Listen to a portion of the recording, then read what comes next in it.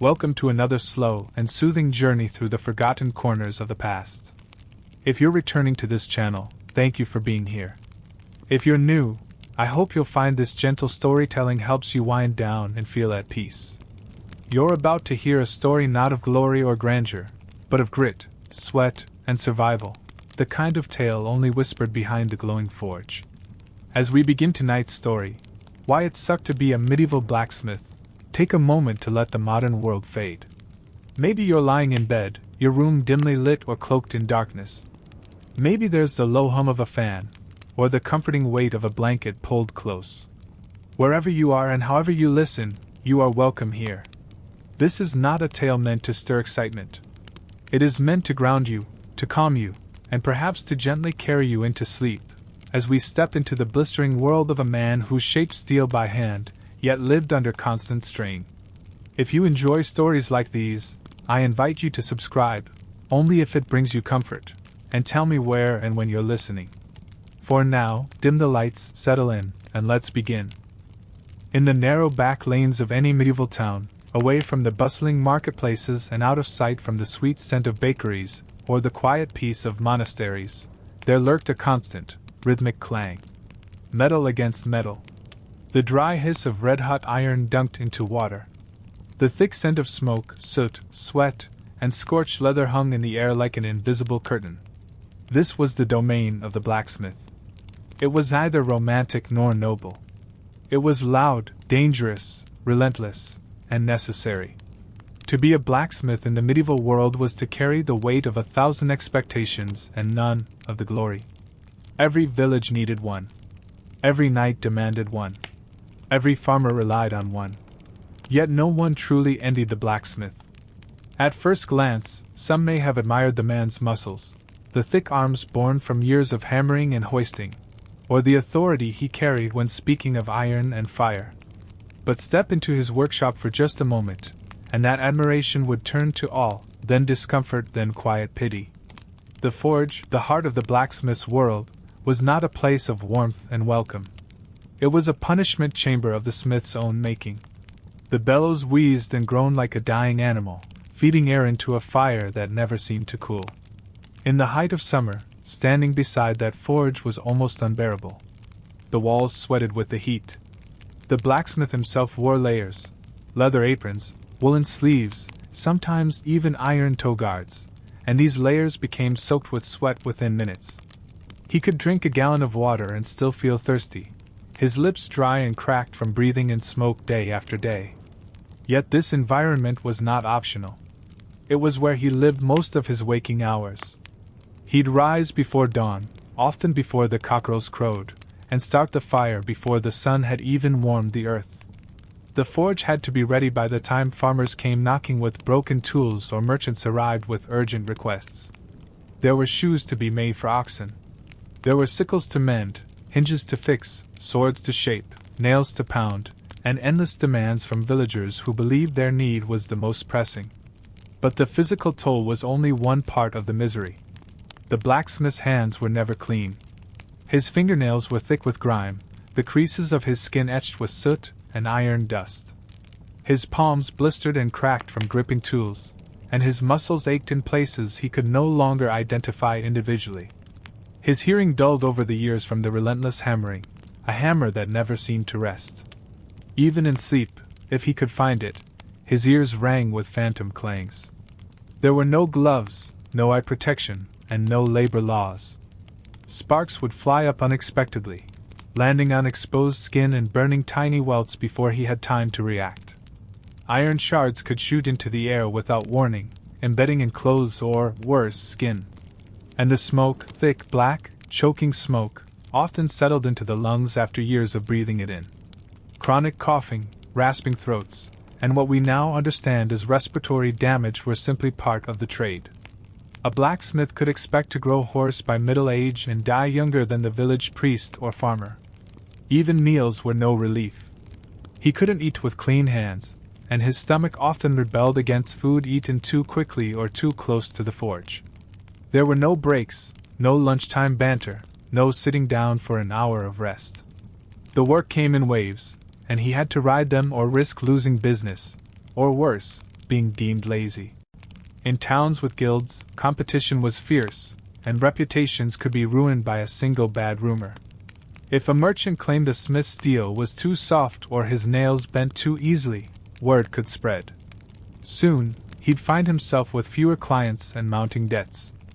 And those debts came quickly. Iron was not cheap, nor was charcoal, which he needed in vast quantities to keep the forge hot enough for proper work. Even tools had to be made and maintained: hammers, tongs, chisels, anvils. Each one cost money or time. He often made his own tools, which meant long hours after the day's main jobs were done, working by candlelight to fix a cracked hammer handle or reforge a bent tong. His back would scream by then, and his shoulders would throb, but rest was a luxury he couldn't afford. Marriage, if it came, brought its own difficulties. Many smiths married later in life than others, not because they didn't want companionship, but because few women fancied marrying into a life of filth, heat, and exhaustion. The smith's home was usually attached to the workshop, meaning the stench of iron and smoke filled every corner of domestic life. Children raised in that environment often suffered from chronic coughs or burned themselves trying to help father near the glowing forge. Religion was no relief either. While blacksmiths were technically respected for their craft, they were also viewed with suspicion by some. Their ability to tame fire and shape unyielding metal gave rise to all sorts of folklore. Some saw them as mystical, even slightly dangerous. Superstitions clung to them like smoke to cloth.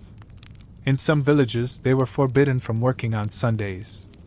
In others, they were whispered about behind closed doors, as if they had unnatural powers. And though these rumors rarely turned to action, they reminded the blacksmith that he was always seen as other, needed, but never fully embraced. All this suffering, and yet there was almost no way out. A smith was expected to train his sons in the trade, creating a cycle of labor that extended for generations. If he was lucky enough to be part of a guild, there was some protection, but also dues to be paid, codes to follow, and competition to survive. If he wasn't in a guild, he was at the mercy of local lords and taxes. One failed season, one war, one fire, and he could lose everything. So while the world may remember the knight with his shining sword or the noble with his fine gait, few think of the man who made both. Fewer still understand the cost. The medieval blacksmith did not live a heroic life. He lived a hard one where every breath came with smoke, every meal with soot, and every day with the ache of a trade that never let him rest. And yet, he kept hammering, not out of love, but out of necessity. The fire burned because it had to. Long before a boy could call himself a blacksmith, long before he could lift a hammer with confidence or shape a horseshoe in a single go, he had to endure years of unforgiving apprenticeship.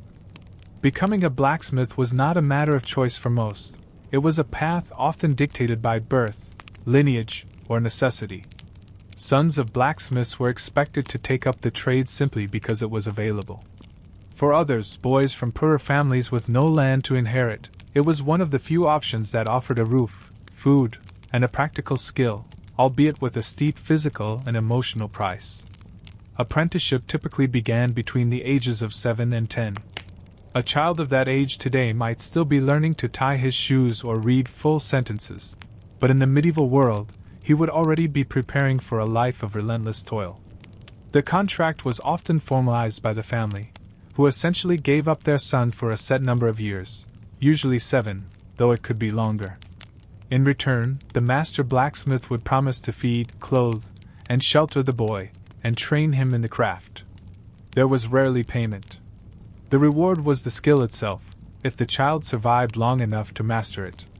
The first years of apprenticeship were brutal. The forge was no place for a child, but there were no other options. The boy was put to work immediately, performing the grueling tasks that the master could no longer bear to do himself. He would stoke the fire with heavy bellows, haul buckets of water from the town well to cool the metal, and gather and break large chunks of charcoal into manageable pieces. He would sweep ash from the floor until his arms ached, sort piles of scrap iron, and hold tools in place as the master hammered, often enduring burns from flying sparks or molten flecks. His days were dictated by the forge's needs, not his own. He rose before dawn, worked through breakfast, and only paused briefly for a crude meal, usually bread, cheese, or a watery stew. He would eat on his feet or seated on a pile of kindling, never far from the fire. If the master was particularly harsh, which many were, there were no breaks at all. Any error, a dropped tool, a missed cue, a misplaced nail, might be met with a sharp word or a sharper cuff to the head. Discipline was seen as character building. Mercy was considered indulgence. These early years were not merely physically punishing, they were emotionally isolating.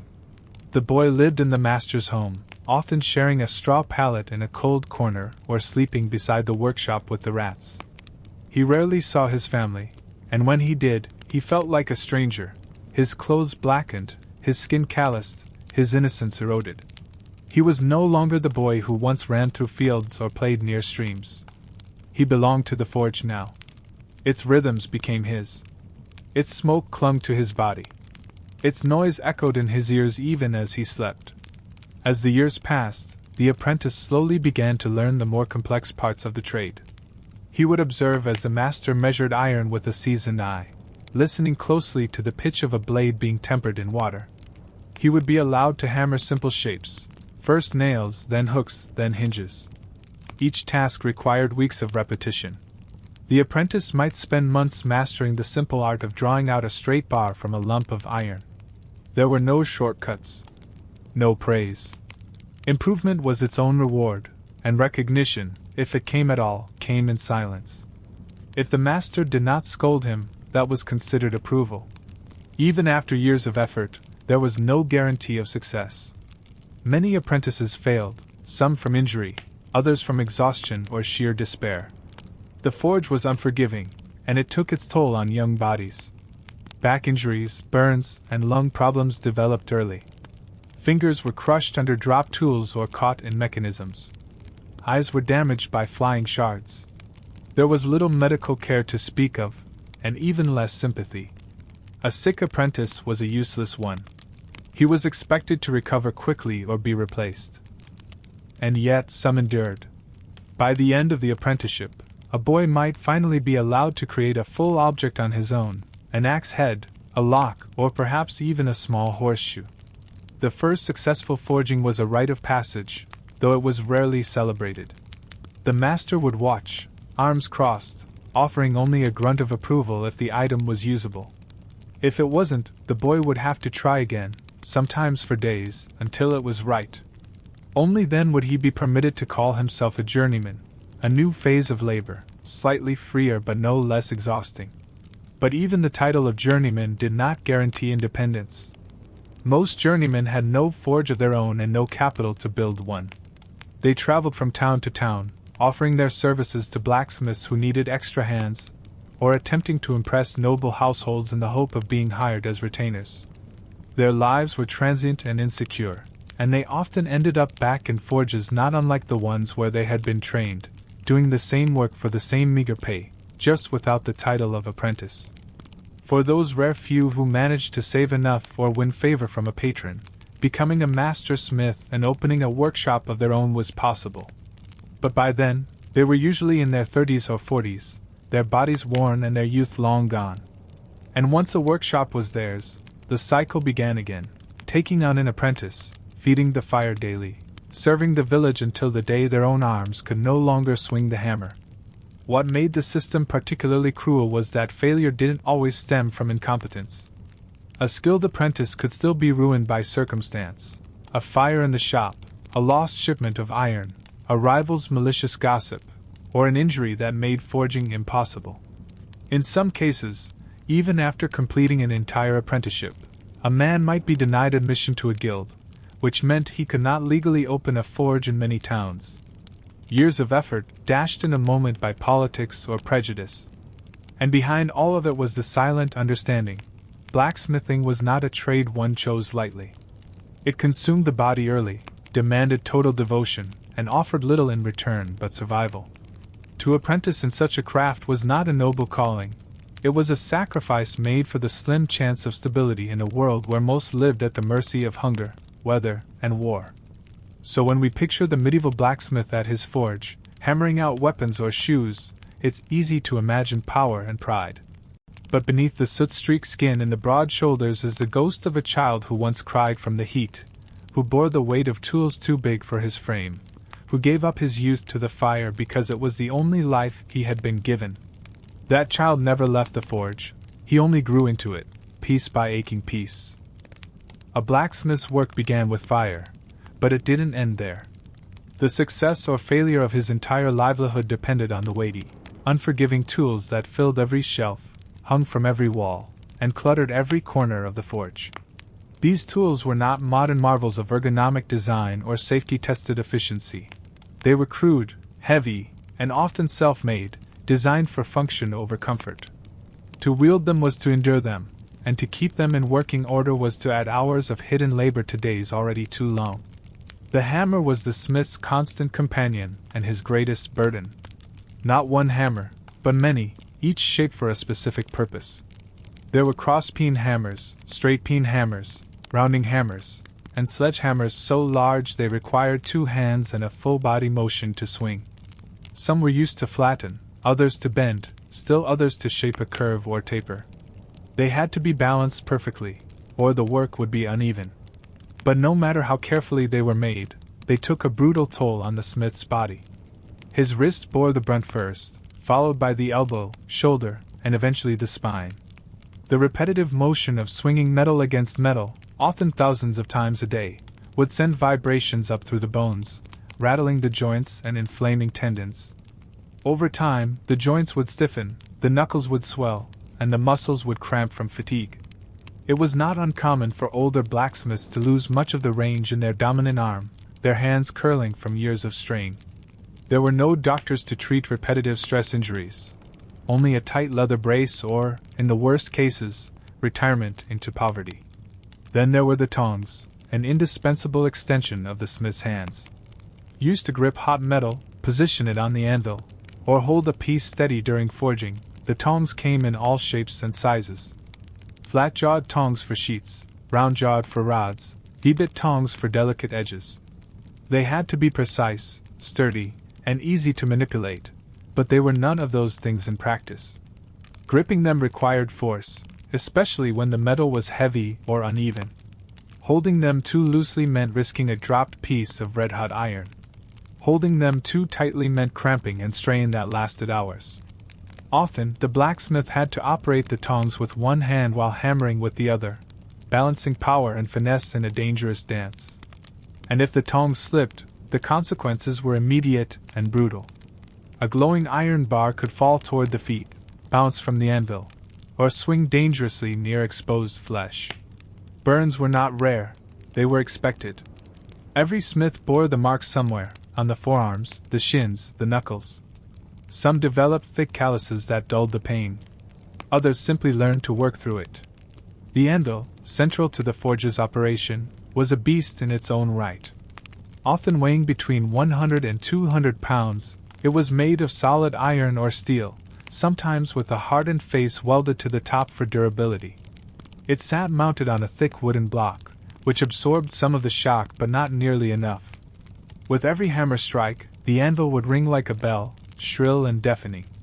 The sound echoed within the forge, bouncing off the stone walls and burrowing into the smith's ears. Over time, this constant auditory assault dulled hearing and left many blacksmiths partially deaf.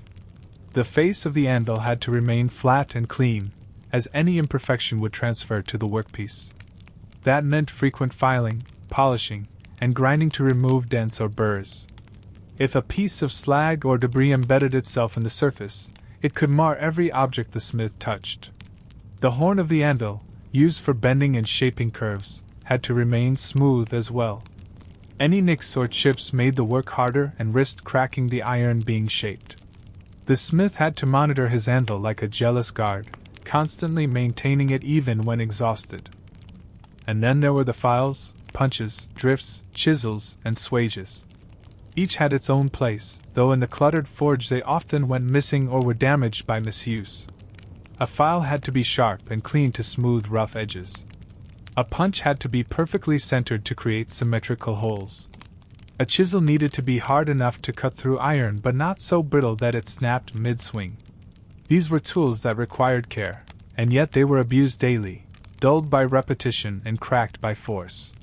Charcoal, used as the primary fuel before coal became widespread, had to be prepared in large quantities.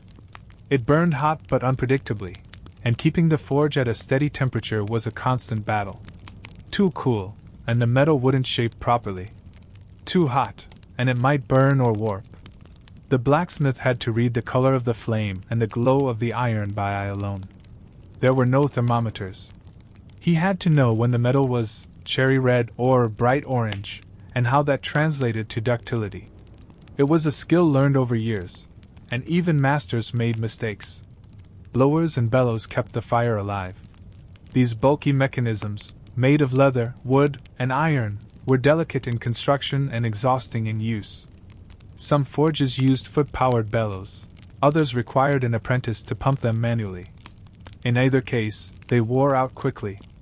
A crack in the leather could ruin an entire day's work, and repairs were time-consuming. There were no backups. If the bellows broke, the forge died. Even simple tasks, like measuring, required judgment and instinct. There were no digital calipers or laser levels. A blacksmith used chalk, charcoal marks, and hardened eyeballs. He learned to judge a piece by sight and weight. A blade that felt too light might break in battle. A horseshoe too tight would cripple an animal. Everything had to be just right, and getting it just right took time, effort, and a deep familiarity with iron that bordered on obsession. And yet, for all this maintenance, the tools still failed. Handles broke in the middle of a job. Hammerheads flew from their sockets. Tongs twisted under strain. When tools failed, accidents followed. A dropped hammer could crush a toe. A shattered chisel could drive shards into the eye. There were no goggles. If a smith lost his sight, his livelihood ended. He became a burden to his family and a cautionary tale to others. So he learned to inspect his tools constantly. Before each job, during each task, and after each day, he would glance over handles, test grips, check for cracks. This vigilance was wearying, but it was the only shield he had against disaster. He couldn't afford replacements. Most tools were either inherited or forged himself, meaning he had to make time between jobs to craft the very instruments that allowed him to work. It was an endless loop of creation and decay. Build, break, repair, repeat. Storage was its own nightmare. Tools rusted if left in damp corners. Rodents chewed through wooden handles or leather sheaths. Dust and soot settled into every crevice. A blacksmith might spend hours reorganizing only to lose his best chisel beneath a pile of scrap the very next day. Cleanliness helped, but it was hard to maintain in a place where ash fell like snow and metal shards scattered like leaves. There was also the constant threat of theft. Tools were valuable, especially in small towns where not every craftsman could afford his own set. A journeyman might borrow a punch or a file and forget to return it. An apprentice might be careless and leave a prized hammer outside, only for it to vanish by morning. Some blacksmiths locked their toolboxes with iron clasps or slept beside them at night, the way a farmer might guard his livestock. Even sharpening was a burden. A dull chisel or blunt punch was useless. Yet sharpening required grindstones, water, and patience. The process was noisy, messy, and difficult on the wrists. It was also dangerous. If the stone cracked, it could explode under pressure, sending jagged pieces flying. A smith had to focus completely, even when tired. One wrong angle and the tool was ruined, or worse, it might become a hazard on the job. So every tool, from the smallest drift pin to the heaviest sledge, came with its own risks. The forge did not forgive forgetfulness or neglect.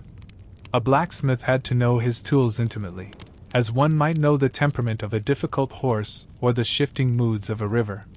They were his burden and his only allies. He bore them not because he wanted to, but because the trade demanded it. To the outsider, the blacksmith appeared powerful, surrounded by iron, commanding flame, shaping the world with brute force. But inside the forge, the truth was far more sobering. He was not in control. He was a man constantly reacting, constantly repairing, constantly bracing against the next break or burn. His tools were not his friends. They were his tests. And he passed those tests only by sheer endurance. The forge was a world of noise and heat, but the suffering it imposed was often silent. The blacksmith's body told a story that no guild charter or village account book could capture. His frame might appear sturdy to the untrained eye, even intimidating, with thick forearms and a broad back hardened by years of labor. But beneath that exterior was a body in slow collapse, a collection of worn joints, bruised bones, damaged lungs, and strained muscles, all held together by the force of necessity. The blacksmith had no option but to work, and so he did, day after day, through pain that became so familiar it stopped feeling like pain and instead settled into the background, like the ringing of the anvil. Start with the feet. A blacksmith stood almost constantly. There were no stools in the forge, no time to rest one's legs while the iron cooled or the bellows wheezed. He worked standing, walked while waiting, shifted between tools, and moved between fire and water with the kind of pace that looks slow only to outsiders. On his feet from before sunrise to well after dusk, he learned to ignore the aches that built in the arches and the bruises that formed from dropped tools. But those small discomforts compounded. The stone or dirt floor was unforgiving, and his shoes, if he had any, offered little protection. Worn leather soles, cracked and thin, barely shielded him from the heat of spilled coals or the bite of a stray nail. Many smiths went barefoot in summer, not by choice but because boots wore out faster than they could be replaced.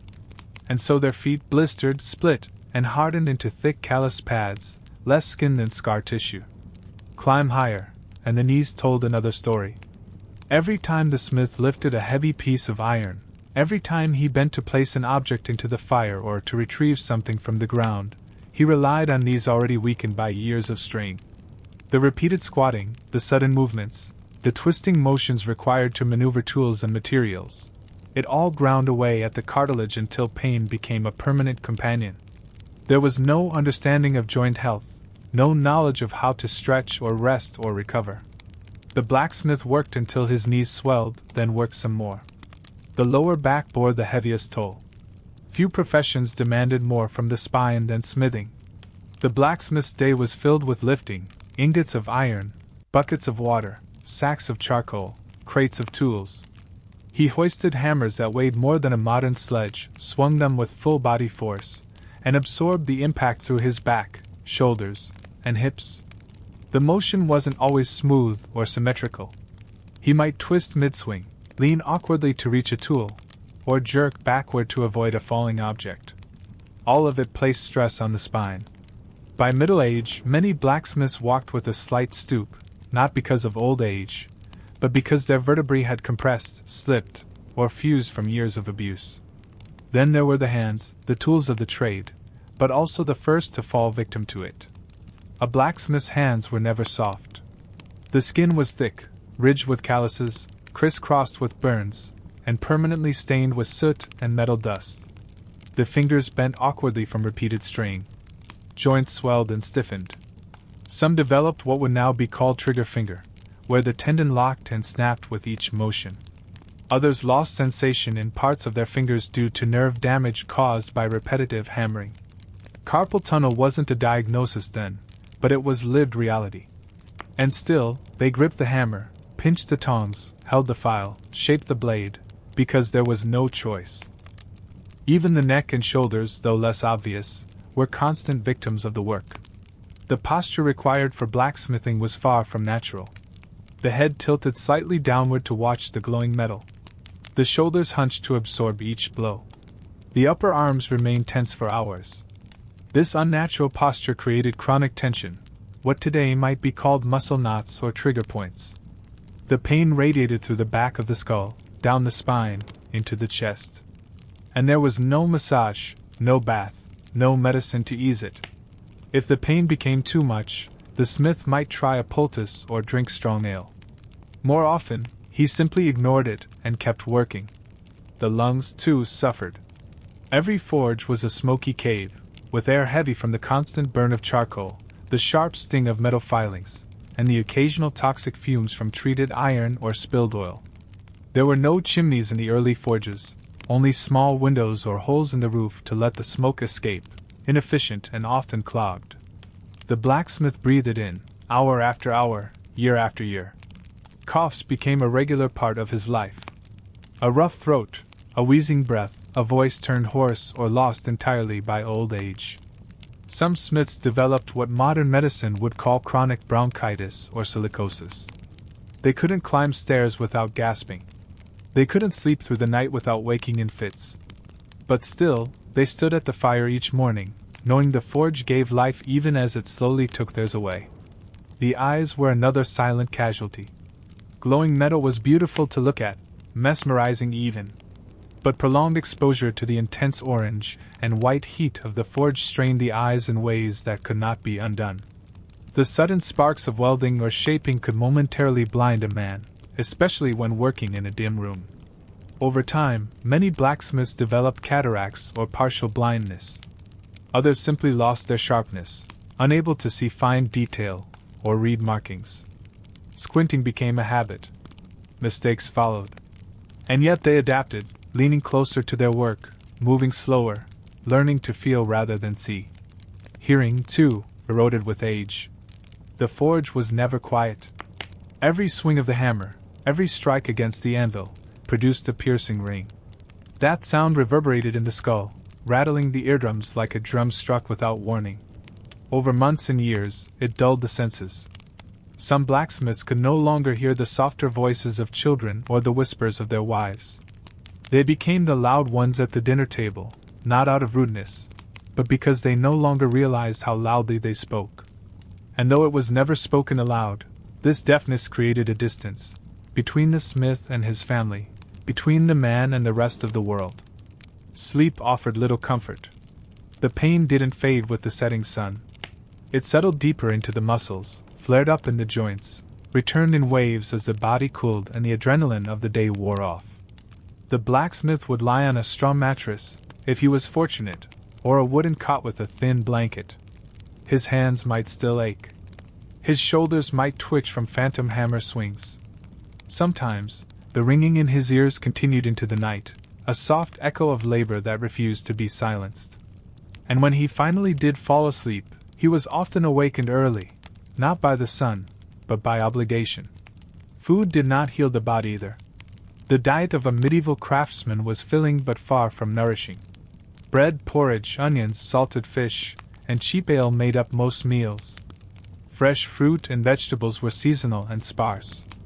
Meat was a luxury reserved for feast days or wealthier clients. Without proper nutrition, the blacksmith's body struggled to recover. Wounds healed slower. Muscles stayed sore longer. Energy drained faster. The work burned calories faster than he could replace them, and by winter, even the strongest men began to look gaunt. There was no concept of self-care. No breaks. No pensions. A blacksmith worked until he could no longer stand, until his hands could no longer grip the hammer, until the pain in his chest could no longer be dismissed as mere fatigue. Retirement was a dream, not a plan. Those fortunate enough to train sons might pass the forge along and step into a quieter life. But even then, the old smith was expected to lend a hand, offer advice, or assist with repairs. He never truly left the forge. Its scars were etched too deeply. And if the blacksmith died young, which many did, his family often suffered. Without his income, his wife and children were left with debts, unfinished work, and a workshop full of tools they didn't know how to use. Some widows tried to keep the business running by hiring a journeyman or renting the space to another smith.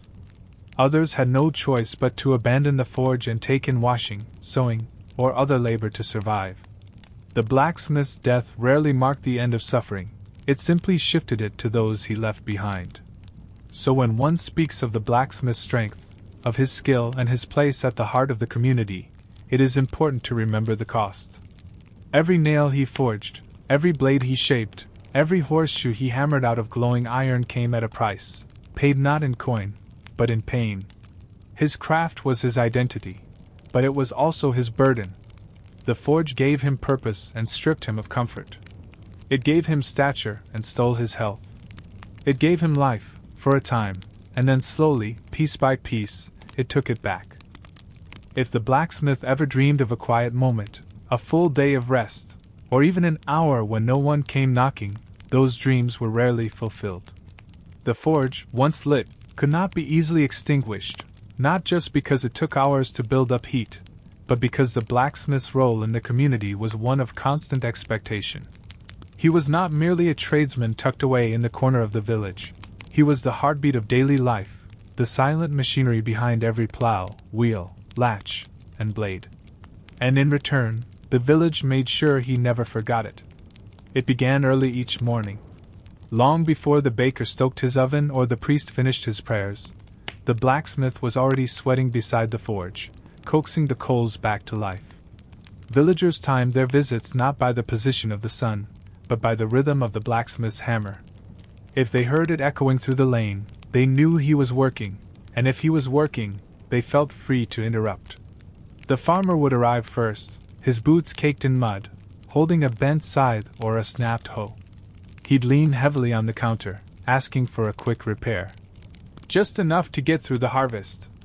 Then came the miller, whose iron hinges had rusted through, demanding new ones. By evening, the cobbler would follow, asking for a nail puller, then the innkeeper needing more hooks for hanging pots, then a shepherd needing a fresh buckle for a worn-out harness. By midday, a noble steward might arrive with a broken gate latch or a dull blade from the manor. Each believed their task urgent. Each expected results. The blacksmith had no receptionist, no appointment ledger, no one to manage the line that formed outside his door. The customers brought not only their requests but also their stories, complaints, and curiosities. They lingered, watching him work, asking questions about the fire, the hammer, the heat. They admired the glowing iron as if it were art, unaware that their fascination slowed his progress. And yet, he could not turn them away. Each visitor represented a connection, a potential commission, a small coin for the coffer. To refuse was to insult. To delay was to risk gossip. And gossip traveled fast in a medieval village. If one man claimed the smith was growing lazy, others would listen. If another whispered that the tools weren't as strong as they used to be, doubt would spread. A blacksmith's reputation, once damaged, could take seasons to repair, if ever. So he smiled when spoken to, nodded patiently through complaints, and promised his best effort, even when exhaustion pulled at his limbs. The forge was not just his workplace, it was his stage. And he had to perform, always. Holidays were no exception. While certain holy days required him to close the forge, often under penalty from the church, he was still expected to keep his tools ready. Emergencies did not observe the calendar. A broken plow just before planting season, a snapped wagon axle during a festival, or a knight passing through who needed a sword repaired by dawn, these were not rare. And if he refused on principle, it wasn't God he had to answer to, it was the village. They might forgive him once, but twice? 3 times? They'd remember. Even family life offered little reprieve. His home, usually attached to the forge or just behind it, offered no boundary between work and rest. If a customer arrived at dusk, the blacksmith could be seen through the window or heard clanking in the workshop, and so they knocked. "Sorry to bother you at supper time," they'd say, "but I only need a quick fix." If a neighbor spotted smoke rising from the forge late at night, they might assume he was still open for business. There were no locks strong enough to keep out expectation. And should a noble patron arrive, either directly or through an envoy, there was no choice but to serve them first. Nobles did not wait. Their needs eclipsed all others, and the smith had to drop what he was doing to tend to their request. Sometimes that meant reworking a blade for a hunting trip. Other times, it meant forging dozens of horseshoes in a day. The blacksmith could not protest. Nobles offered protection, prestige, and payment, but also pressure. To disappoint a lord was to invite consequences, from losing one's forge to worse. The blacksmith's own plans were frequently upended. A quiet afternoon set aside to restock charcoal or repair a tool would be lost to a flood of unexpected visitors. A meal shared with family might be interrupted by a knock. A rare walk beyond the village could be cut short by word of an emergency at the forge. There was no such thing as free time, only borrowed moments. And even in those moments, his mind remained tethered to the forge, wondering whether the fire was still hot, whether a tool was left out, whether a commission had been forgotten. Some blacksmiths tried to set boundaries. They closed the door. They posted signs. They asked for patience. But these efforts often backfired. Villagers took offense. Rumors spread. Competitors whispered that the smith was too proud, or not reliable. And if there were other smiths within riding distance, perhaps in the next town, the work could vanish overnight. So most blacksmiths chose the safer path. They worked. Even when sick. Even when mourning. Even when their hands trembled with fatigue, or their lungs burned from smoke. The cycle was relentless. No sooner was one task completed than another took its place. The satisfaction of finishing a project, whether a gate hinge or a sword, was fleeting. There was no gallery to display it, no applause, no moment to bask in the glow of accomplishment. The customer took it, paid, or promised to, and left. The blacksmith wiped his brow and turned back to the forge, where another order waited, already late. There were no seasons of ease. Summer brought the worst heat, the kind that turned the forge into a furnace and left sweat pouring from the blacksmith's brow before the day even began. Winter made the iron brittle and the water painfully cold, icing over the buckets and stiffening his fingers. Spring and fall brought floods of work. Planting and harvesting required endless tool repairs. And through it all, the forge had to be fed, the tools maintained, the customers satisfied. Even the act of saying, no, became dangerous. If a smith refused a request, the villager might seek out another craftsman, perhaps a traveling tinker, perhaps an unskilled competitor, and return with complaints. He did it faster, they might say. He charged less. The blacksmith would then be forced to either defend his prices or lower them. It became a race to the bottom, a competition of exhaustion. And so he rarely refused, even when it meant working late into the night or rising before the sun. And yet, for all this labor, the reward was often meager. Payment came not just in coin, but in barter: chickens, grain, wool. Some customers delayed payment for weeks, citing a poor harvest or bad luck. Others never paid at all, and the smith had little recourse. He could not sue. He could not afford to turn away future business. He endured it, chalked it up to life, and moved on. So while the village depended on the blacksmith for everything from nails to knives, they did not treat him with the reverence his labor deserved. He was a fixture, a utility, someone always present and always working. They noticed his absence only when the forge fell silent, and even then, their concern was practical. Who would fix the wheel? Who would mend the fence? Who would shoe the horse? The blacksmith's life was one of constant motion, constant demand, and constant compromise. There was no quiet, no protection from interruption, no way to escape the pressure of being needed at every hour, in every season, for every reason. His forge was the village's furnace, but it was also his prison. And though he was surrounded by people, he was often alone, alone in his burdens, alone in his fatigue, alone in a life that allowed for no rest. Among the many figures that walked the muddy roads and crowded markets of the medieval world, the blacksmith held a place unlike any other. He was not quite a peasant, nor was he truly a member of the artisan elite. He was respected for his skill, but never truly embraced by the upper class. Feared a little, needed a lot, and understood by few, the blacksmith walked a narrow and often lonely line between social classes, local customs, and religious expectations. His life was one of contradiction, crucial, yet excluded, admired yet whispered about, skilled, yet rarely celebrated. In many ways, the blacksmith was a man apart. His work was essential to everyone, from the farmer to the noble, from the knight to the priest. Without him, the village could not function.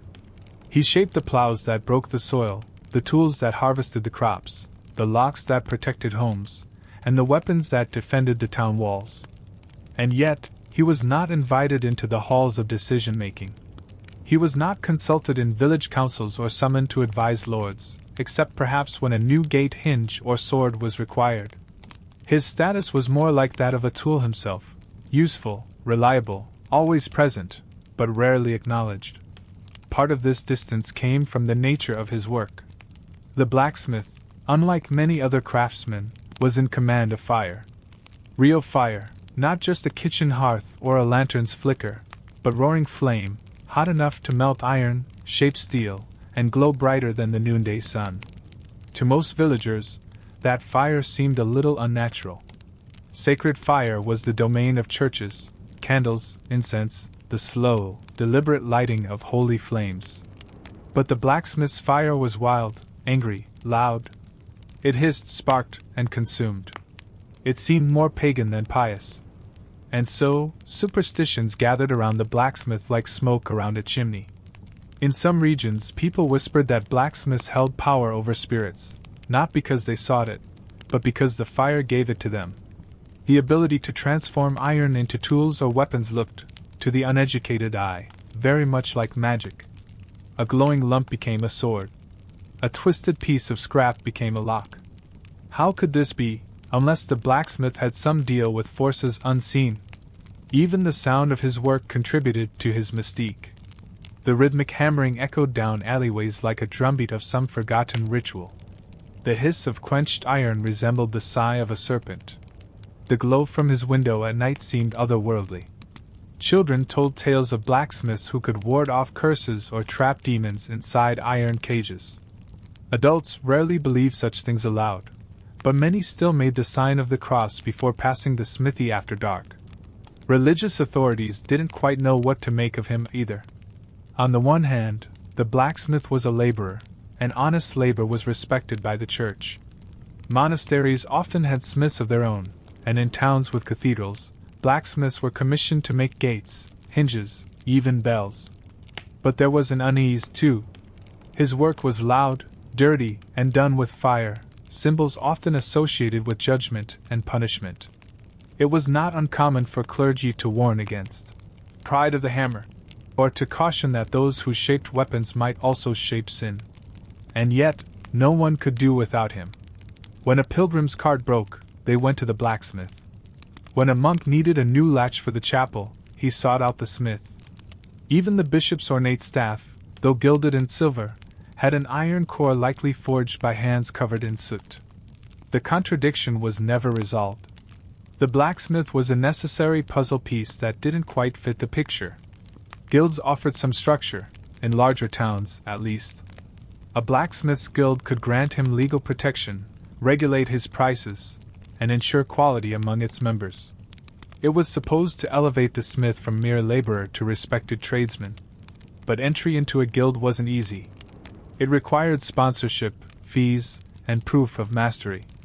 Rural smiths, working in smaller villages, were often excluded entirely, left to operate outside the system and without support. For them, the guild was a distant authority, perhaps helpful in theory, but irrelevant in daily life. This liminal position extended to the blacksmith's family as well. His wife, if he had one, lived close to the forge, often in the same building or in a narrow structure attached to it.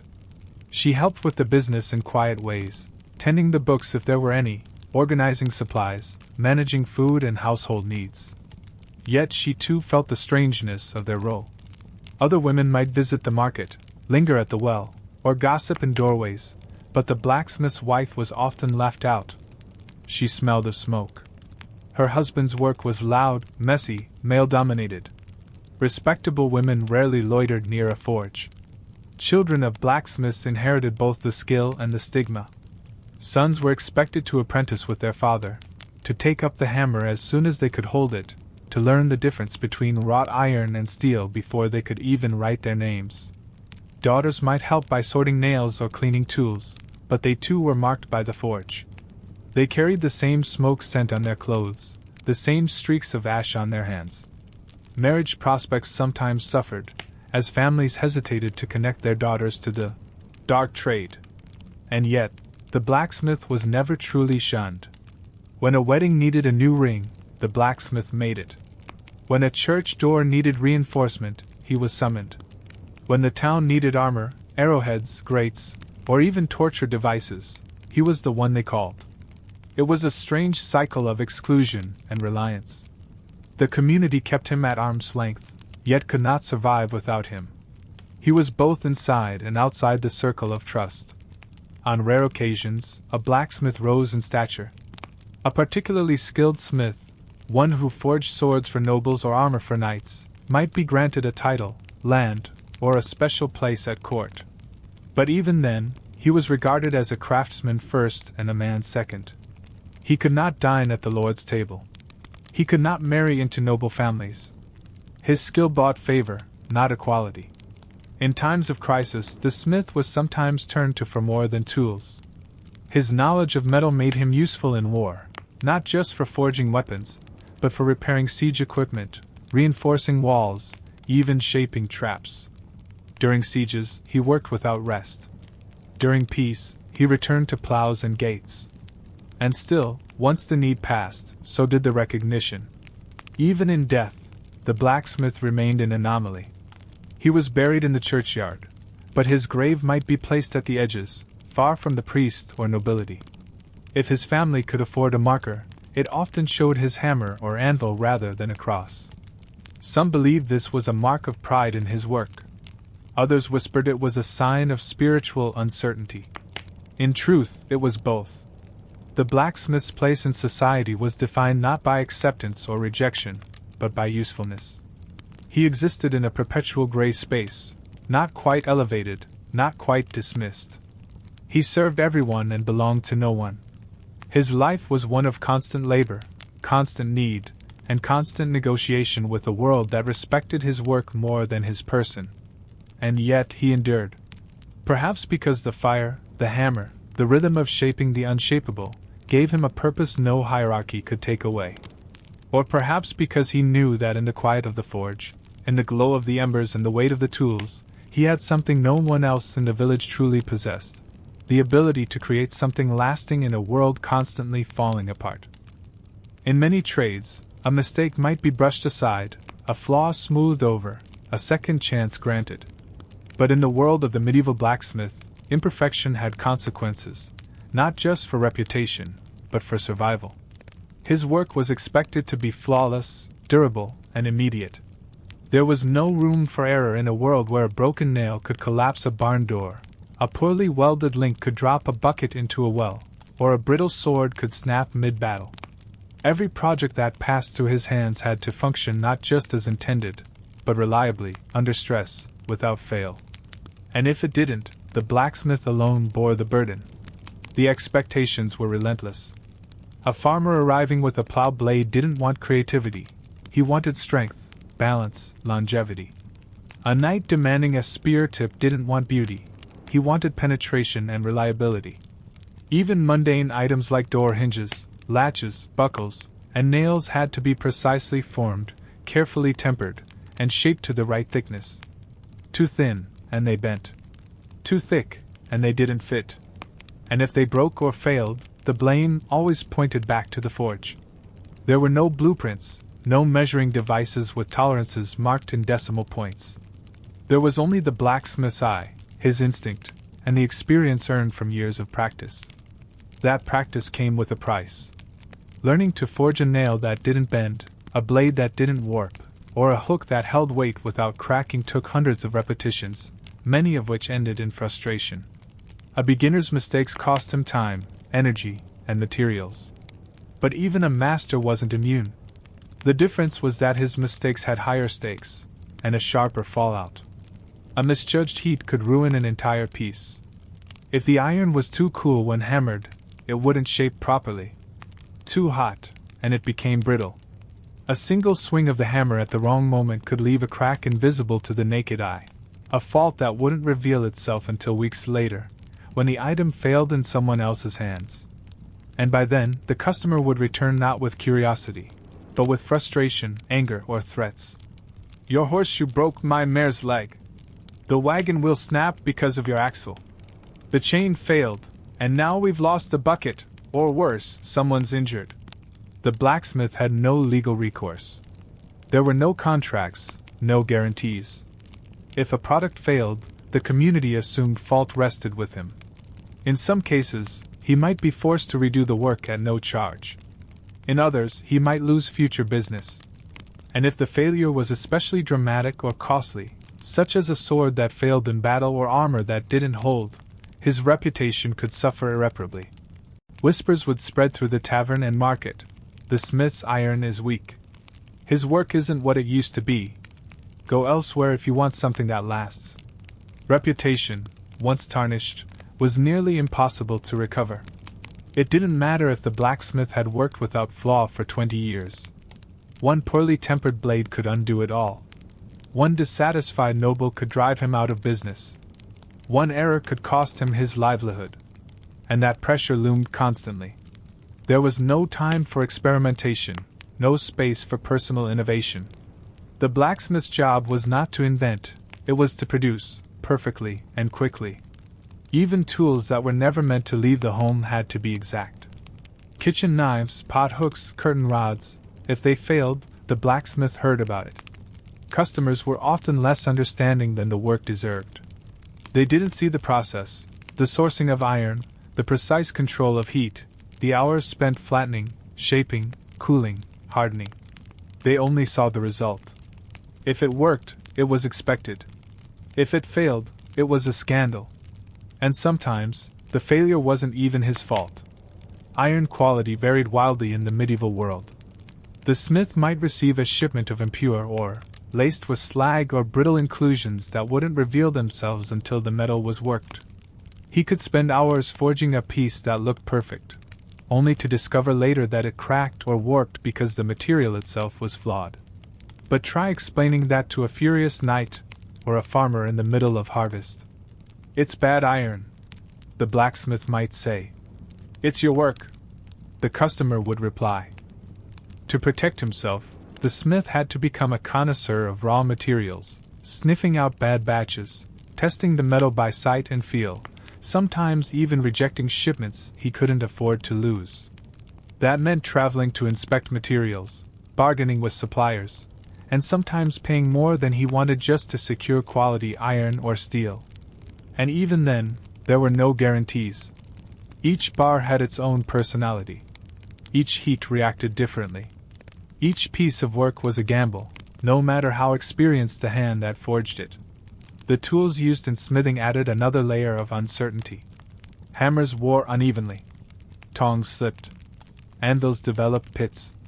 Even a slightly crooked chisel could change the angle of a blade or the depth of a cut. The smith had to inspect everything constantly, recalibrating as he worked, adapting to minor changes without missing a beat. There were no second takes. If a blade cracked on the final quench, he started from scratch. If a horseshoe warped on the last bend, he reshaped it or threw it out. Perfection wasn't optional, it was demanded, every time. The emotional toll was significant. There was no sense of artistic fulfillment, no satisfaction in a job well done that lasted beyond the moment it was handed over. Each finished product was followed immediately by another request. There was no applause, no gallery, no acknowledgement. The only feedback was silence, and silence, in the blacksmith's world, meant you hadn't failed yet. Praise was rare. Criticism was immediate. Satisfaction was fleeting. The blacksmith couldn't afford off days. He couldn't work while distracted, sick, or grieving. A funeral in the family? Work still had to be done. A cold in the lungs? The fire still needed feeding. A bad night's sleep? The hammer still needed swinging. Because mistakes crept in when focus faded, and mistakes, no matter how small, came with a cost. A cost in time. A cost in materials. A cost in trust. And when he did make a mistake, the blacksmith bore it alone. There was no one to blame, no one to share the burden. He didn't have a team of craftsmen or assistants who could absorb responsibility. Apprentices helped, but only under his supervision. Journeymen might offer support, but the final product still carried his name. And if something went wrong, the question wasn't what happened? It was who did it. And the answer was always the same: the blacksmith. Even when the work was flawless, the fear of failure hovered like smoke above the coals. The blacksmith lived in quiet dread that something would go wrong after the work left his hands. He might lie awake at night, wondering if the gate latch would hold during the storm, if the nails in the coffin would keep through the burial, if the sword he sharpened would survive its first strike. Not because he doubted his skill, but because he knew how fragile perfection could be. And yet, despite all this, he kept working. Because the alternative was unthinkable. There was no fallback career, no farmland to retreat to, no inheritance waiting. This was the life, a forge filled with heat, smoke, and endless risk. A job where the best outcome was silence and the worst was ruin. A profession built on precision, under conditions that made precision almost impossible. And a reputation that took decades to build, but only a single mistake to destroy. To the outsider passing by the blacksmith's shop, the glow from within might appear welcoming, a beacon of productivity and warmth. But for the blacksmith, the ever-burning forge was not a symbol of comfort. It was a constant, unyielding hunger that demanded to be fed, watched, and maintained from dawn to dusk, and often well beyond. To keep the fire alive was not simply a matter of throwing on wood and waiting. It was a science without measurements, a battle of judgment and endurance, and a full-time responsibility that consumed his body and mind nearly as much as it consumed fuel. At the heart of the forge was the fire itself, and behind the fire was a cycle so exhausting that few outside the trade could comprehend it. Medieval forges were fueled by charcoal, a resource that, unlike modern fuels, did not come bagged and measured. Charcoal had to be produced, purchased, or bartered for, and then hauled in heavy, soot-stained sacks or cumbersome barrels. For rural blacksmiths, this often meant a day's journey into the woods, where the charcoal burners worked in smoke-filled pits, slowly transforming wood into usable fuel over days of smoldering fires. These burners were often as isolated and worn as the smiths themselves, men of few words, their skin blackened like the product they sold. A blacksmith required an immense amount of charcoal to keep the forge hot enough for ironwork. Temperatures needed to exceed 1,200 degrees Celsius, and unlike a domestic fire, this blaze could not be left unattended. It had to be coaxed, fanned, and maintained at just the right level to soften iron without burning it, to heat steel without warping it, to keep working pieces hot while others cooled at the proper rate. This required a combination of intuition, practice, and constant presence. Before any work could even begin in the morning, the blacksmith had to rebuild the fire, cleaning out yesterday's ash, checking the bellows for leaks, and laying a careful base of fuel. Lighting the fire wasn't a flick of the wrist, it was a drawn-out process, particularly in damp conditions. Tinder had to be dry, kindling gathered, embers encouraged, and once the flame took, the real work began. Layer after layer of charcoal was added, each batch carefully positioned to maintain airflow and temperature balance. And as soon as the fire was usable, it began consuming fuel at an alarming rate. The forge's appetite was insatiable. One medium-sized project, say, a horseshoe or a small blade, could require the same volume of charcoal as an entire hearth might need for a full day of heating a home. The moment the temperature dropped, the work halted. A blacksmith could not rush the fire, nor could he pause to cool it off once it was going. It had to be kept burning at a steady intensity throughout the day. If the fire went out or dipped too low, the piece would lose its shape, crack during shaping, or fail to temper correctly. That meant more fuel, more time, and more frustration. Bellows played a critical role in maintaining this fire, but they too came with their own challenges. Large double-action bellows had to be operated with constant rhythm to keep oxygen flowing and flames leaping. In some shops, an apprentice was assigned the exhausting job of pumping them all day. In others, the smith had to stop every few minutes to pump the bellows by foot or hand, interrupting the delicate timing of his work. The mechanism itself was fragile, stitched leather, wooden ribs, and iron nails that needed frequent repair. A leak in the bellows could ruin an entire day's labor. A complete break might halt work for days. If rain soaked the charcoal supply, the fire would sputter and smoke, forcing the blacksmith to dry the fuel by hand, piece by piece. If the air was too humid, the fire took longer to catch and was harder to control. If the wind outside blew the wrong way, smoke filled the forge until the blacksmith could hardly breathe. There were no chimneys in many early shops, only crude holes in the walls or roofs. The smoke clung to everything: clothes, tools, hair, skin, and even with the door open, the air inside remained heavy, thick, and exhausting. Then came the ash, the quiet aftermath of each day's fire. Ash settled everywhere, in the corners of the shop, under the workbench, inside the bellows, and deep in the smith's lungs. It clung to his eyelashes, turned his sweat to mud, and filled every crevice of the forge. Cleaning it out was a daily chore that could not be avoided. Too much ash, and the fire would smother itself. Too little airflow, and the flames would cool. But cleaning meant stirring up clouds of dust, coughing through each sweep, and piling the ash outside, where it became a gray mountain, an uncelebrated monument to labor. Fuel wasn't free either. Charcoal was costly, whether paid in coin or barter, and the blacksmith often had to choose between purchasing quality fuel and feeding his family. When money was tight, he might stretch his charcoal by mixing in wood, but would burn cooler and faster, making it harder to maintain proper temperatures. It was a desperate choice, one that resulted in lower quality work and more risk of failure. And yet, many smiths had no choice at all. Some tried to make their own charcoal in small pits near their homes, a time-consuming and dangerous process that left them too exhausted to begin the actual smithing work. Others struck deals with nearby woodcutters, trading iron nails or knife repairs for bundles of fuel. But every deal came with uncertainty. A bad batch of charcoal could ruin tools, warp metal, or burn too fast to be useful. And the better the fuel, the higher the cost. The forge was never satisfied. It demanded more than just labor. It demanded a constant supply chain, constant maintenance, and constant sacrifice. There was also the danger of fire spreading beyond the forge. Shops were often built from wood, with thatched roofs and dirt floors. A single stray ember could leap from the hearth and ignite the wall, the door, or the charcoal stack. Blacksmiths learned to stamp out sparks before they landed, to sweep the floor constantly, to cover fuel piles with wet cloths or barrels. Still, accidents happened. Some forges burned down entirely, taking homes and families with them.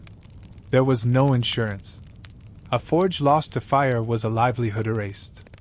For the blacksmith, the fire was not a tool, it was a partner in a hostile marriage. It required constant attention, but offered no kindness in return. It gave heat, but also smoke. It gave strength to iron, but stole strength from the body. It was the source of the smith's income, and also the source of his exhaustion. He could never turn his back on it, never leave it alone, never trust it not to betray him. Even when the day's work was done, the fire had to be carefully smothered. Letting it burn overnight was dangerous. Dousing it too quickly could crack the forge itself. The coals had to be spread, the air supply cut off, the ashes stirred and cooled. And still, embers might glow until morning, a faint reminder that the fire never truly rested, only waited. So the blacksmith worked within this cycle: build the fire, feed it, control it, fear it, clean it, and repeat. Every day. Every week. Every season. The forge did not care if the blacksmith was tired, sick, injured, or grieving. The fire burned on, and the smith, for all his strength and skill, remained its servant. And in this endless tending, this dance of fire and flesh, the blacksmith found both his purpose and his prison. He was never cold, but always weary. He was never idle, but never free. His forge lit the village, warmed the tools, armed the knights, but it also burned away his time, his health, and sometimes his hope. As the sun dipped behind the rooftops, and the orange light of day gave way to the gray hush of twilight, the village began to quiet. Markets folded their cloth awnings. Chickens settled in their coops. Children were called inside by weary mothers. And in most homes, candles were lit, bread was broken, and the long breath of evening began to stretch. But in the blacksmith's forge, there was no such breath. There was no closing bell, no moment of pause. Even as darkness crept into the alleyways and curled around the village walls, the glow of the forge still pulsed like a second sun. For the blacksmith, the end of the day was not a time of rest, it was a different kind of labor. The rhythm of the forge changed in the evening. Where the day was marked by noise, by the clang of hammer on iron, the bark of customers, the thud of boots on packed earth, the night brought a stillness broken only by the low roar of flame and the occasional scrape of metal across the anvil. Customers no longer pounded at the door or called for urgent repairs. The apprentices, if he had any, had been sent home or to bed. The village fell asleep. And the blacksmith, alone in the flickering dark, continued his work. These hours were some of the most grueling and isolating. There was no sunlight to guide him, only the uneven light of the fire and perhaps a few rushlights planted along the walls. The forge cast strange shadows, stretching tools into giants, bending corners into hidden shapes.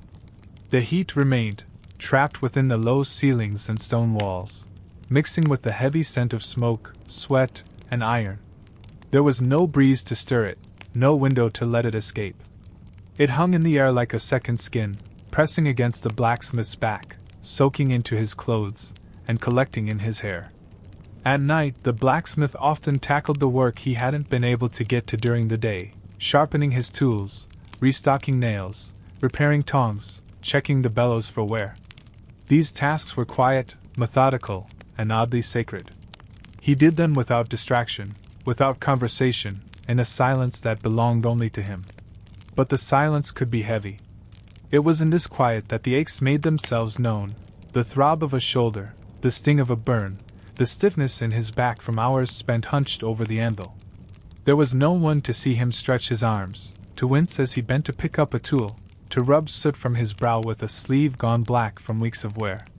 He might pause, briefly, to sit on a low stool or overturned bucket, to sip water or stale ale from a dented cup.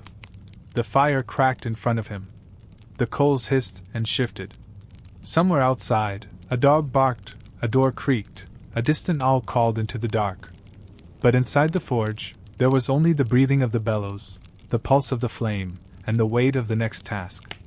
Some nights, if he was behind on orders, the blacksmith worked late into the evening, reshaping a broken blade or bending iron into the beginnings of a new gate. The rhythm of hammering changed after dark. He struck softer, more deliberately, mindful of neighbors who might already be asleep. Still, the sound traveled. Villagers lying in bed might hear the faint, steady tapping and know that the blacksmith was still awake, still working. They might shake their heads in pity or admiration, depending on the day. But they would not disturb him. There was a kind of invisibility in these hours, a brief and complicated freedom. The blacksmith no longer had to perform. He wasn't being watched. No one was waiting with coins in hand or complaints on their lips. He could work at his own pace, adjust a project without explanation, breathe without speaking. And yet, this invisibility also brought loneliness. He was part of the village, and yet apart from it, the last light still burning, the last man still moving. On rare nights when the forge was quiet, and no work demanded attention, the blacksmith might simply sit beside the dying fire, staring into the coals. The day's sweat still clung to him. His hands, rough and blackened, rested on his knees. His shoulders sagged. He didn't speak. There was no one to speak to. But in those moments, something shifted, not relief, not joy, but a kind of stillness. He had survived another day. The fire had not gone out. The tools had not broken. The work had not failed. He might think of his family then, if he had one. A wife already asleep in the back room, her breathing soft and steady beneath thin blankets. A child curled up on a straw mattress, smudged with soot from helping earlier that day. Or perhaps he lived alone, his bedroll waiting in the corner, beside a wall lined with cooling tools. Either way, his world was small, bounded by firelight and shadow, by muscle memory and exhaustion. There were no dreams of escape. He did not lie awake imagining another life. The forge was all he knew, all he had. If he closed his eyes, he might see the anvil, feel the heat of the coals, hear the ring of metal. Even in sleep, the forge followed him. Sometimes he dreamed of jobs undone, of iron warping, of tongs snapping, of nails that refused to hold. Other times he dreamed of silence, not the stillness of evening, but true silence, a world without hammering, without flame, without need. Those dreams never lasted. When finally he banked the fire for the night, it was with careful hands. He spread the coals, checked the damp cloths draped over the remaining fuel, adjusted the airflow. He moved slowly, not from caution but from weariness. The day's strength was spent. He did not wash. There was no basin deep enough to scrub away the soot, no water hot enough to loosen the grime. He simply wiped his hands on his apron, hung it by the wall, and stepped away. His bed, if it could be called that, was a rough mat or wooden pallet, sometimes covered with an old wool blanket. It smelled of ash and old sweat. The walls were close. The air was still warm. He lay down without ceremony, his body already half asleep from habit. There was no prayer, no book, no final thought. Only the slow exhale of muscles finally allowed to rest. And outside the forge, the village slept on, unaware of the man in the dark, of the hours spent in quiet labor, of the fire that never truly died. They would rise in the morning, refreshed and eager, ready to bring their broken tools and new commissions. They would expect the blacksmith to be ready, waiting, already at work. He would be. To the average person strolling past a medieval blacksmith's workshop, iron was just iron. Heavy, dark, and everywhere, used in the locks that kept doors closed, the nails that held homes together, the plows that tore through fields, and the weapons that defended borders. It was part of life, so ever-present that few stopped to consider where it came from or what it cost.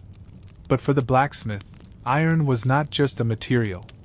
It was a burden, physical, financial, and psychological. Every ounce had to be paid for, carried, heated, shaped, and carried again. And there was never enough of it. Iron was expensive. It did not simply grow in fields or fall from the sky. It had to be mined, smelted, and transported, a long, arduous process that made it one of the most valuable materials in the medieval world. In many regions, raw iron was controlled by local lords or monopolized by guilds, which meant the blacksmith often had little choice in where or how to get it. He could not simply place an order or visit a store. He had to negotiate, barter, or wait for traveling merchants to arrive, and hope they brought something usable. The bars and billets he did manage to acquire were never uniform. Some were pure and ready to work with. Others were riddled with impurities, slag inclusions, bubbles, or soft spots that made them unpredictable under heat. A piece might look solid, only to split during forging. Or worse, it might behave perfectly until the final quench, when an unseen flaw caused it to crack in two. The blacksmith learned to read iron the way a shepherd read the sky. He watched how it took the heat, how it bent, how it sang under the hammer. But even the most experienced smith could be betrayed by bad metal. There was no such thing as wasting iron. Every piece mattered. Every scrap had to be saved, sorted, and reused. Nails were collected from old boards. Broken tools were melted down. Failed pieces were reworked if possible. If not, they were set aside in a corner pile, waiting for the day when perhaps they could be reforged. The blacksmith knew the weight of every object in his shop, not just because he had carried them, but because he had paid for them, often in coin he could barely spare. Transporting iron was backbreaking work. Bars of raw metal were dense and heavy, sometimes weighing over 50 pounds each. There were no wheelbarrows for transport, no neat loading docks. Iron had to be hoisted by hand, slung over shoulders, dragged across dirt floors.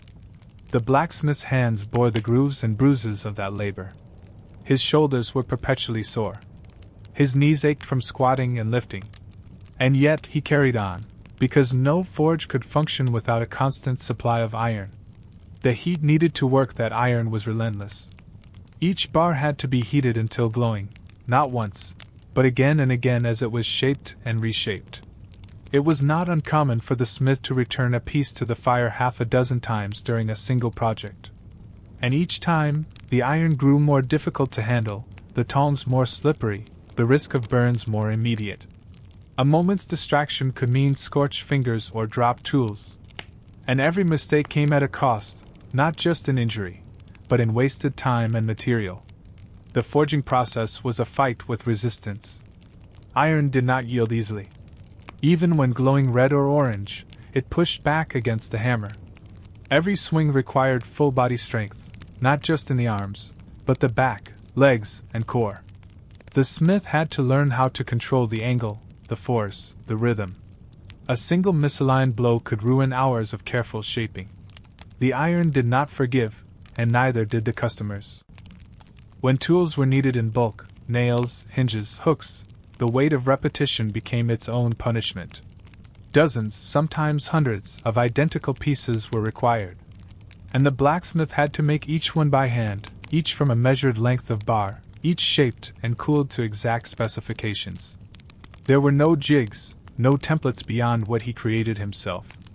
His eyes were the measure. His muscle was the engine. His sweat was the cost. And yet, even after all this effort, the final product might be undervalued by those who received it. A farmer would grumble at the price of a plowshare. A merchant might haggle over the cost of a new lock. Few understood the labor behind each item. Fewer still cared. To them, iron was common, just another thing that should be available, cheap, and reliable. The blacksmith, for all his toil, remained invisible behind his work. And then there were the times when iron was not available at all. Poor harvests closed roads, or war could interrupt trade routes.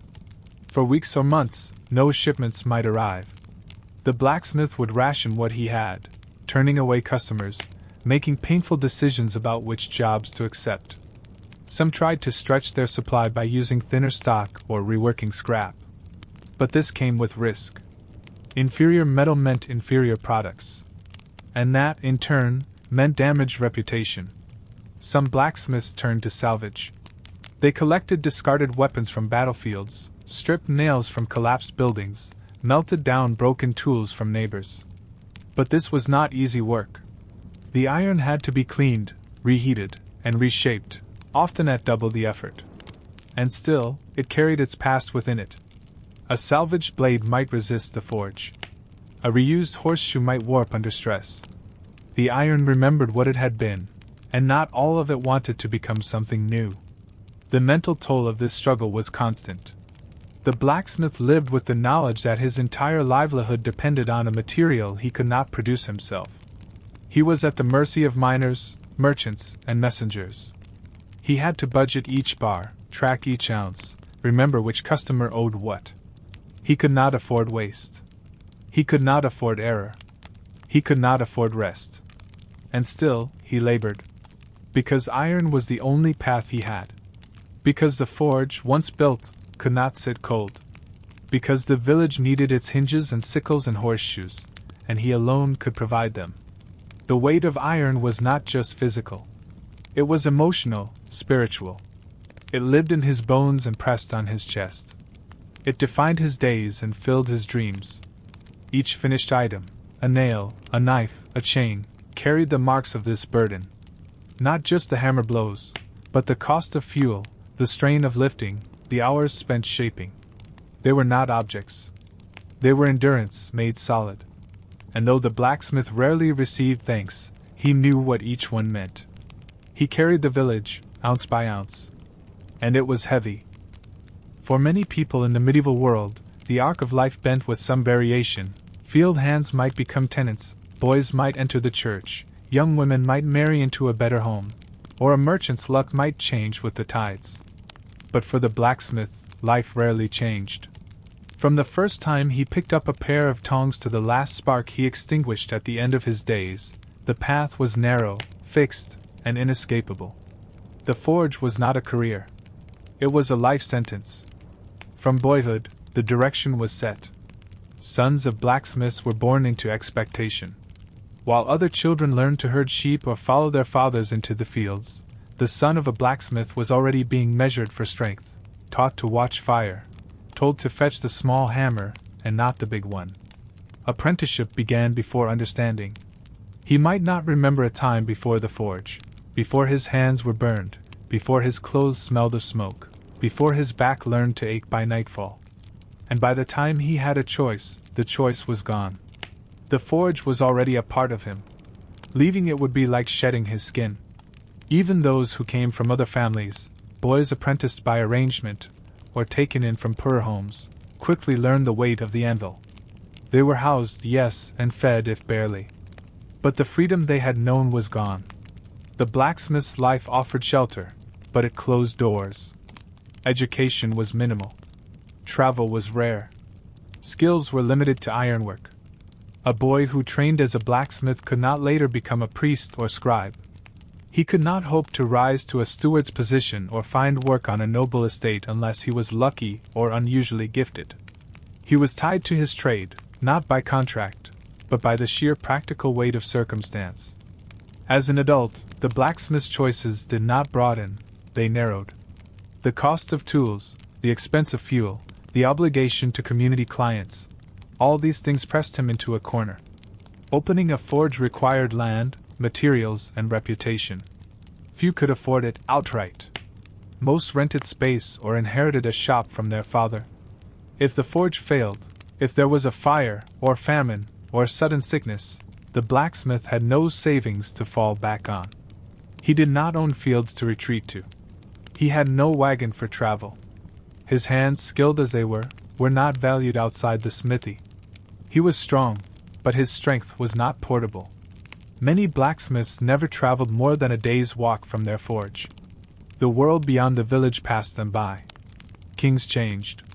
Wars came and went. Droughts swept one region while rains drowned another. But inside the forge, the same tasks repeated: heat the fire, shape the metal, hammer the blade, quench the steel, start again. Time passed not in seasons, but in shoes worn out from bellows work, in tongs breaking from overuse, in the slow wear of tools whose handles had outlived their heads. Even marriage did not open doors. If he married, his wife likely came from the same village, or one nearby. She stepped into his world, not the other way around. Her role was to support the trade, keep the books if there were any, tend the home attached to the forge, feed apprentices, scrub away soot from clothes that would never truly be clean.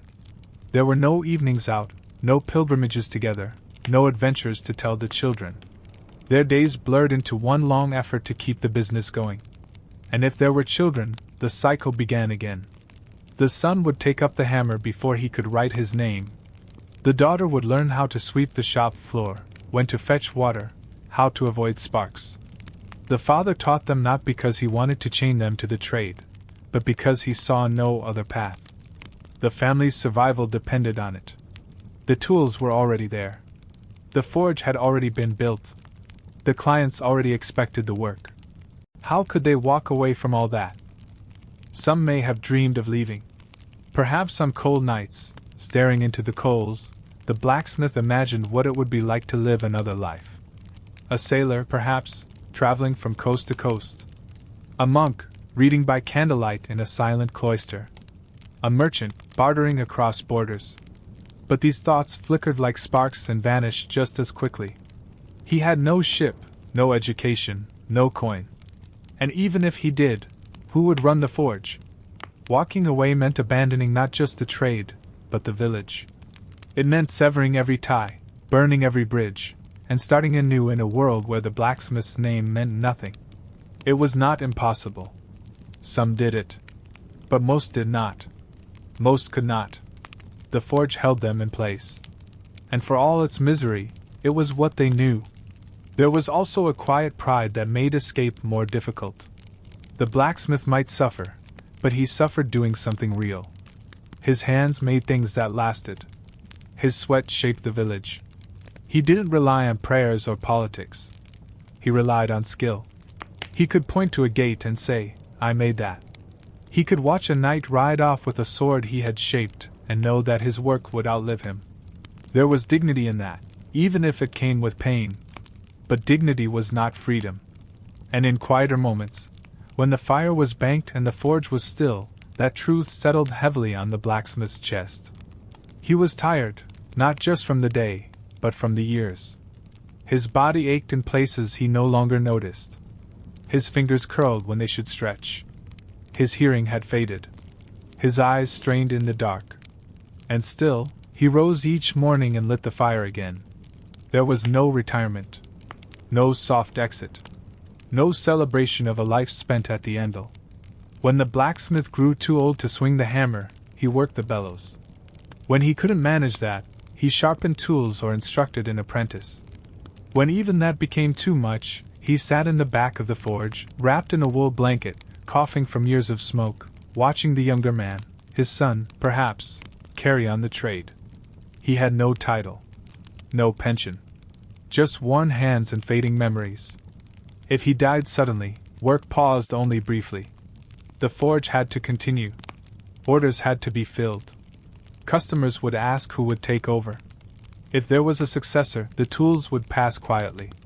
If not, the shop might close, the walls crumble, the anvil sold.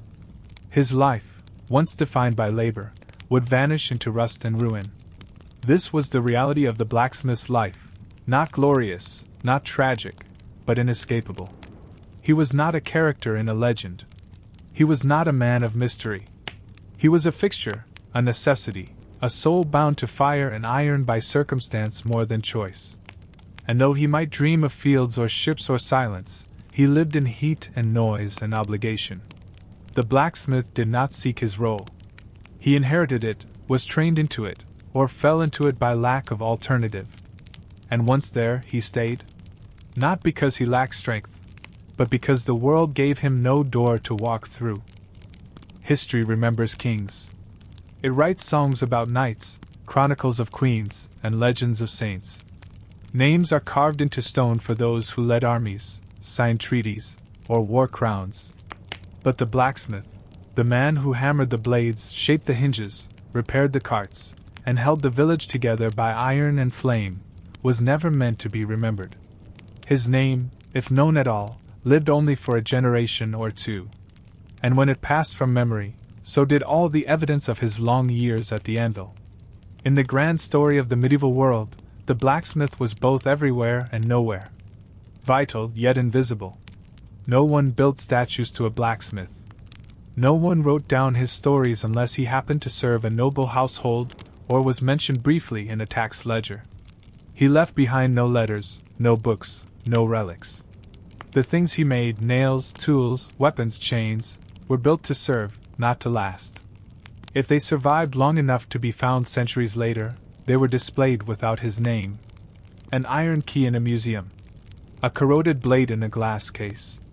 No plaque reads, made by Thomas the blacksmith of Westfield, who worked 47 years and raised 3 children beside a smoky forge. He lived in the margins of history, just outside the grand halls, just beyond the city walls, just off the road where travelers passed without noticing the smoke rising from the corner of the village. And yet, without him, nothing in that history could have happened. There would have been no plows to break the earth, no nails to build the barns, no armor to protect the warriors, no locks to guard the chests. His work supported every other kind of life, and yet his own was barely supported at all. The tools he left behind were often buried with him, not as heirlooms, but because no one else wanted them. A broken hammer. A bent chisel. A rusted pair of tongs that had shaped 1,000 horseshoes. His workshop, if not inherited, fell into disuse. The roof sagged. The hearth grew cold. The forge, once bright with flame and ringing with purpose, became a quiet ruin filled with ash, silence, and the ghosts of unrecorded labor. And the village moved on. A new smith came, or none at all. People adapted. They found other ways to shoe their horses, mend their carts, sharpen their tools. The memory of the old smith faded, not with malice, but with time. His customers forgot his voice. His children moved away. His name, once etched into a few scraps of local trade accounts, was erased when the ink wore thin and the pages rotted. The man who had risen each morning before the sun, who had sweated through every season, who had worked through illness and grief, was gone. But not entirely. Though his name vanished, his work remained, in subtle, unseen ways. The tools he forged wore down over years of use. Their shapes became familiar to hands that never met him. The hinges he crafted creaked open and closed on doors that outlived him. The iron gates he hammered into shape held firm through generations of storms and conflict. And though few ever said his name aloud, they relied on what he left behind. The blacksmith's true legacy was this quiet continuity, the invisible thread that tied together the ordinary days of countless lives. His was not a story of conquest, or glory, or even triumph. It was a story of presence, of being there, of doing the work, of keeping the forge hot so others could keep moving forward. The strength of a blacksmith wasn't just in his arms, it was in his ability to endure without recognition, to accept that no one would praise his effort, that his achievements would not be sung, that his labor would be taken for granted. And still, he labored, because the village needed tools, because the gate had to open, because the blade had to hold its edge, because the fire could not go out. This unacknowledged endurance became the defining feature of his life. Day after day, year after year, he pushed against the resistance of metal, of poverty, of weariness, of silence. His strength was not in his ability to lift iron, it was in his refusal to put it down. He showed up, even when the weight was too much. He stayed at the anvil, even when no one asked him to. He worked not for praise, but because the work needed to be done. Some might wonder if he ever resented this, if he ever looked toward the manor house and imagined what it would be like to be served instead of serving. Perhaps he did. But envy was a luxury for those who had time to dream. The blacksmith's days were filled with fire, smoke, and the urgent needs of a community that relied on him. He did not have time to wish for a crown. He only had time to sharpen a blade, fix a latch, mend a wheel. And in that commitment, that humble, uncelebrated commitment, there was a kind of nobility. Not the kind that wore silk or dined by candlelight, but the kind that held a village together. A nobility of effort. A nobility of staying. A nobility of doing what had to be done, every day, without fail. So while the world may not remember his name, the shape of his life can still be felt, in the clang of a hammer, in the red glow of a hot blade, in the steady rhythm of work that asks for nothing and gives everything. His memory does not live in statues or scrolls. It lives in the quiet spaces between labor and rest, in the warmth of a hearth that was once lit with iron tools, in the trust that something made by hand could last a little longer than the hand that made it. And perhaps that is enough. Thank you for joining me tonight on this quiet journey through the life of a man whose hands shaped the world, though history rarely spoke his name. The medieval blacksmith labored in heat and hardship, not for glory, but because others depended on him. His world was small, yet the weight he carried was great, a weight of iron, duty, and unspoken resilience. As the last embers fade from the forge and the village settles into silence, may you too find rest. Let the hum of the fire and the rhythm of the hammer dissolve into stillness. Whatever burdens you carry today, you can now set them down. You've made it through. And in this moment, there is nothing more to do. If this story helped you unwind, you're welcome to return any time. And if you'd like to support more gentle stories like this, consider subscribing, but only if it brings you peace. Until next time, may your dreams be calm, your night untroubled, and your sleep deep. Good night.